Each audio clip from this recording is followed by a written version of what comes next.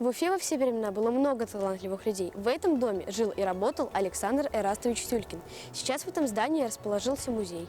Гора новостей в бывшем доме художника. Это деревянный одноэтажный дом, построенный в начале прошлого века. Сейчас это памятник культуры и архитектуры. Остались предметы быта, мебель, которыми пользовался сам художник. Кот, конечно, хозяина дома не застал. Он пришел сюда несколько лет назад и остался. Теперь местная достопримечательность. В экспозициях музея не только живопись самого Тюлькина. Сюда приезжают крутые работы из других музеев. Сейчас в этих стенах гостит живопись из северной столицы.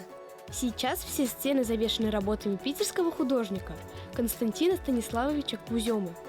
В основном он изображает хмурый Санкт-Петербург. Удивительно, что красками, которые есть у любого школьника, можно создавать такие тонкие и атмосферные работы. Если пейзажи у этого автора достаточно сдержаны по цветовой гамме, то натюрморты написаны максимально вкусно. Акварельные краски – это, пожалуй, самый популярный материал среди художников разного уровня подготовки.